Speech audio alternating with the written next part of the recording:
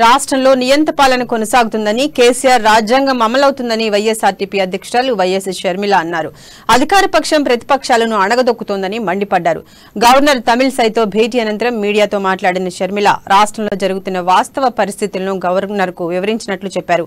రాష్ట్రంలో ప్రజాస్వామ్య పాలన లేదని, అందుకే రాష్ట్రపతి పాలన విధించాలని గవర్నర్ను కోరినట్లు చెప్పారు.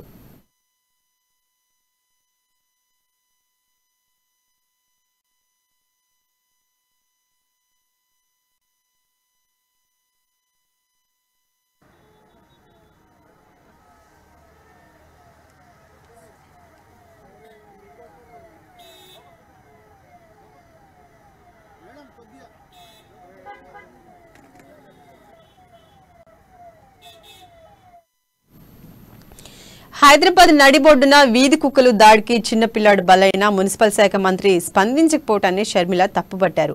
ప్రభుత్వ పెద్దలంతా తాలిబాన్లులా వ్యవహరిస్తున్నారని విమర్శించారు. ఎన్నికల సంవత్సరం కావడంతో ఇచ్చిన హామీలు నెరవేర్చలేక ప్రభుత్వం ప్రతిపక్షాలపై దాడులు చేస్తుందని అన్నారు.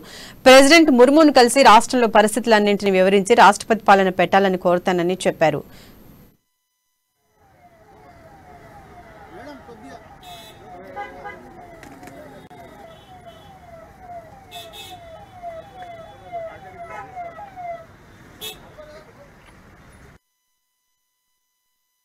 ఒక్కసారి గమనిస్తే అసలు తెలంగాణ రాష్ట్రంలో ప్రజాస్వామ్యం అన్న పదానికి అర్థమే కనిపించడం లేదు. మన దేశం మొత్తం మీద భారత రాజ్యాంగం అమలవుతుంటే తెలంగాణలో మాత్రం కేసీఆర్ గారి రాజ్యాంగం అమలవుతుంది. భారత రాజ్యాంగానికి విలువ లేదు. భారత రాజ్యాంగం ప్రజలకు గాని ప్రతిపక్షాలకు గాని ప్రజాస్వామ్యంలో ఇచ్చిన స్వేచ్ఛకు విలువ లేదు. అసలు కేసీఆర్ నియంత పాలనలో అసలు భారత రాజ్యాంగం మీద కేసీఆర్ గారు ప్రమాణం చేశారో ఆ రాజ్యాంగాన్ని తూట్లు పొడుస్తూ ఆ ప్రజాస్వామ్యాన్ని అవమానిస్తున్నాడు కేసీఆర్ గారు. ఈరోజు ప్రతిపక్షాలు అన్న పదం వింటేనే కేసీఆర్ కు బీఆర్ఎస్ పార్టీ ఎందుకు ఇంత అసహనం అని అడుగుతున్నాం. ఇది ఎలక్షన్ ఇయర్.